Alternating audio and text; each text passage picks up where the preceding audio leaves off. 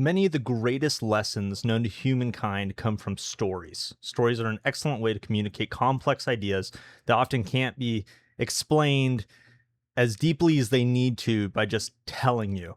And so I'm going to tell you a story today. The story about how I came across a really good deal that I think I'm going to net positive or make money on.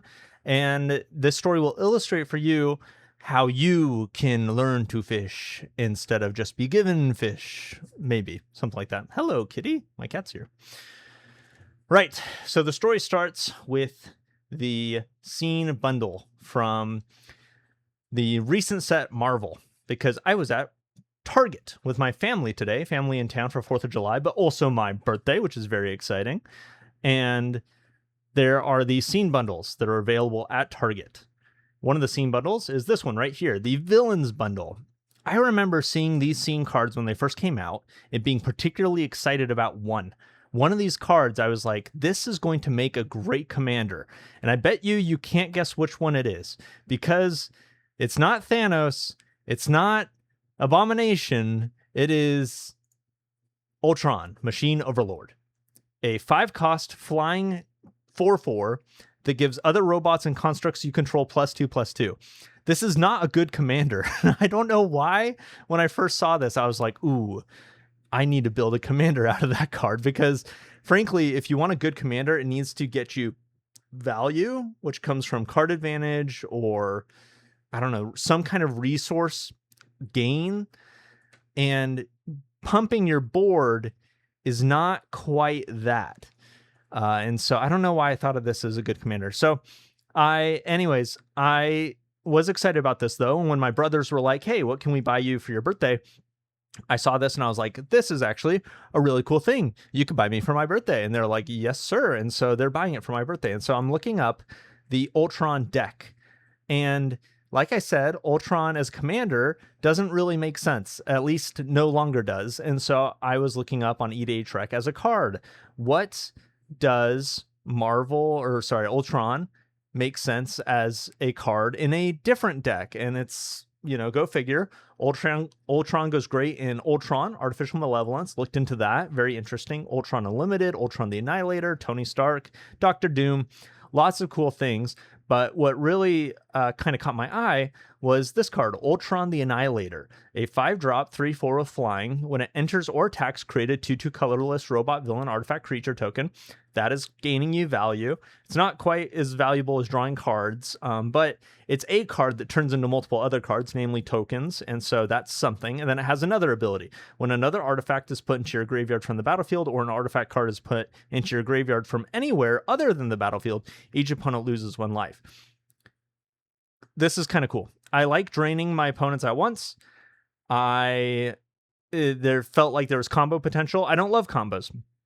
And so I actually looked it up, and all the combos involve either Cart Clan Ironworks or any, sacrifice, get 2 mana, and 3 other artifacts. So it's always a 4-card combo, which is about where I feel like things are fair. I don't want a commander that's like a 1-card combo. A 2-card combo, where if you have the commander and you have one other card, you just win the game. If you play a commander like that, people are going to look at you at the table and say like, ooh, that's a dangerous deck. We need to take you out. Which I want a deck to be powerful and dangerous, but not just like obviously signaling to everybody that it is going to end them. So this card is really cool. And I'm like, this would be a cool commander. $50. That's crazy talk. Why is it a $50 card? And so I start looking into this. Once again, just a recap of the story so far. We're interested in building a commander deck, and we're still just looking into build a commander deck, and now we're concerned about price, about, our hard-earned money. How are we going to make that work for us? So we're looking up estimated values for Jumpstart, for Jumpstart Marvel, which other Jumpstarts, historically, Jumpstarts have had decent value. This is toploaded.io, not a sponsor, but a very cool tool. And I'm looking up Jumpstart here, Foundations Jumpstart. What about, I thought there was an Avatar Jumpstart. Is there not? No, there is. Avatar. Oh, it's not on this site. Anyways, so topload.io doesn't have all the info yet. They specialize in commander decks, but they are getting other sealed stuff. But here's another estimated value tool, also not a sponsor. And on this one, there's an extremely high expected value. What the heck? These Jumpstart packs, which I think each box only comes with like 24 packs, and there's an expected value of $375 at TCG near mint low? What the? And you only look at $1 plus cards and there's a $328 of value? That's incredible. What's going on here? Well, you look at some of the top hits of the box and oh yeah, I mean this is a little spooky because it says like Division is Scarlet Witch, $72 per pack, 47 cents of value. That doesn't make sense.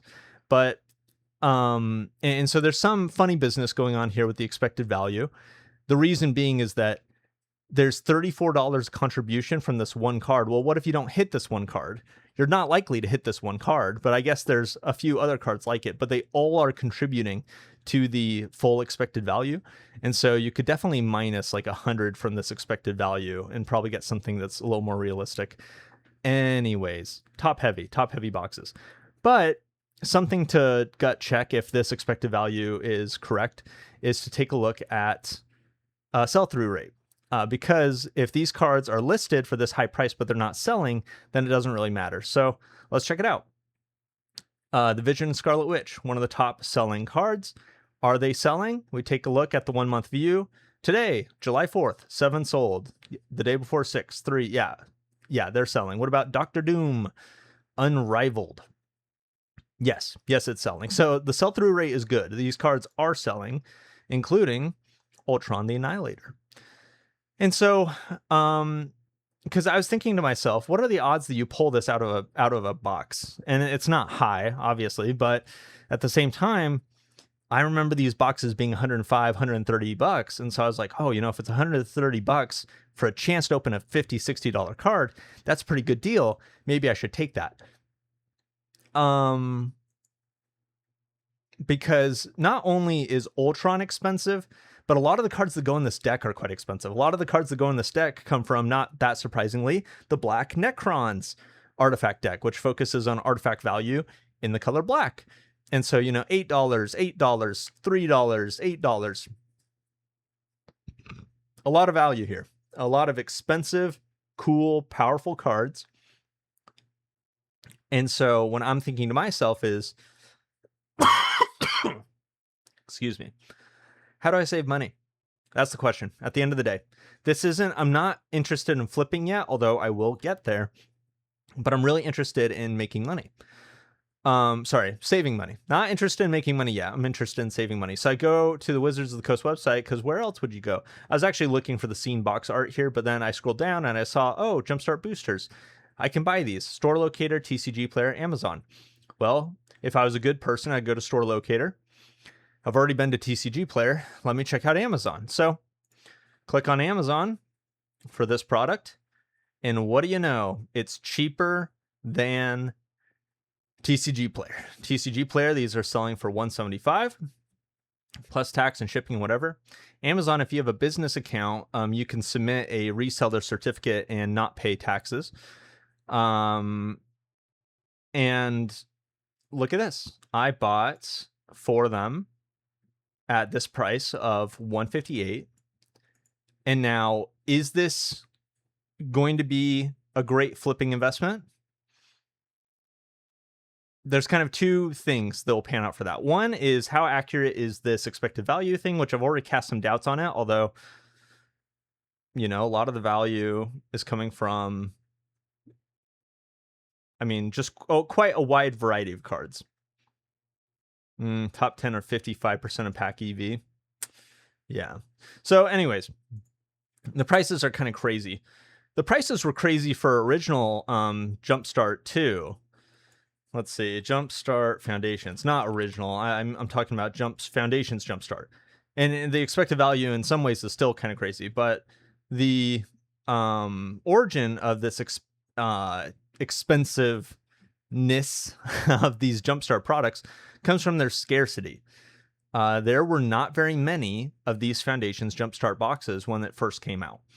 And so things were expensive. These boxes, I remember, were easily like, I know this is just the expected value number here, but they were easily like 180 plus, and you were able to buy them on eBay for like $100. So it was pretty wild. There was a restock very shortly after this came out, after the Foundation's Jumpstart booster displays came out. And that crashed the price. And the price for this product has been crashed to this day. And there's supposedly positive expected value. When I've looked into it, the margins seem a little slim. I might try it out someday though. But for Marvel Jumpstart, the question really comes down to two things. Like, is this a profitable? Is this a good buy? Two things. One, do we expect the expected value calculator, or do we trust it? And then the second thing is, will there be a restock? And will there be a restock is an interesting question. I don't know. I'm not a store, but you know who is a store? This guy. Check out Final Trade, not a sponsor, but have a cool channel. And Final Trade, and I'm pretty sure it's in this video, this guy talks about how his reps at distribution have not been in touch with him about any restocks. And that if he was going to get anything in the next 3 weeks, that he would have already had these kinds of conversations. Now, is this guy the end all be all of all magic knowledge? No, there's still risk here. Could there be a restock and the prices get crashed in the next 7 days? Yes. Could there be a restock and prices get crashed in the next month? Yes. But if it's not in the next 7 days, and if it's not in the next 3 weeks, then I'm going to get these boxes. I'm going to be able to open them, sell the singles, and kind of be out of dodge, selling them at TCG low. I don't want to hold on to these forever. And so that's the reason why. So the two risk parts of the calculation, do we trust the expected value? I do. I've reasons to cast doubt on it. I don't think it's quite as high as you're going to open up, $330 of value guaranteed if you pull $1 plus cards out. Like, I don't think it's quite that high, but if it's $250, which is what I think it is, then it's pretty good. If I'm buying these after taxes and fees and shipping and whatever on Amazon for kind of like $160, $170 each, and then they come out to $250, I'm making the margins that I want to make for my TCG business. And so how'd I get here? Recap of the story. This is all because I'm into Magic. I'm into Magic, and I saw a card that I thought was cool that I wanted to build a commander deck out of. And as I did research, I got a little scrappy and was like, is there ways to make this less expensive? And then it's like, maybe I can open this card. What's the expected value of the box? Oh, what are the prices of these cards? Oh, is there liquidity in the cards, in the expensive cards that you can open? Oh, yes, there is. Is there positive expected value? Oh, yes, there is. This looks like it could be a good purchase. What's the best place to buy it? Oh, Amazon. You can buy 4 of these at this price. Great. Done and done. Is there a chance I'm going to lose money? Yes, there is. But is there a decent chance that I'm going to make good money? Yes, there is. And that's the point, is that this journey of finding good deals comes from curiosity, comes from ambition, comes from the desire to kind of have fun with this experience. I was literally pouring concrete earlier today, and I had a funny thought cross my mind, which is that because some of my brothers, I don't think they mind it. Like, obviously nobody's like, I want to pour concrete all day, every day. But some of my brothers were like, not having a bad time. They're like getting into it. They're doing a good job, doing good work. While me, on the other hand, I'm like, I like suck at this. I'm not like loving it. I enjoy being with my family, but it's just, I'm like, I don't like pouring concrete. But what's funny is that as little as I like pouring concrete, there's some people who love Magic cards less.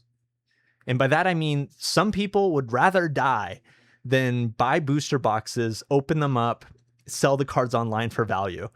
And that's such a funny thought, because I would rather die than like spend my whole life pouring concrete. It's like there's some jobs that for some people are just atrocious, and then for other people, they're fun. And for me, I have a good time. I've had a great time today going through this journey where we started at Target and I was like, sweet, I'm getting this for my birthday. Then I started doing some research because, a commander player who knows he's getting cool cards for his birthday just can't sit still. And then that research leads to learning more about sealed products and finding an arbitrage opportunity and then pulling the trigger. And so there's a lot that goes into that, but it's something anybody could do. Like, yes, I've shown off a couple tools that I pay money for. So, it could be harder if you don't want to pay for any of these tools, but at the end of the day, this information, a lot of the key things that you need to buy and sell and be successful, they're all free. They're all available. So, thanks for watching. Let me know what you think and subscribe. Subscribe.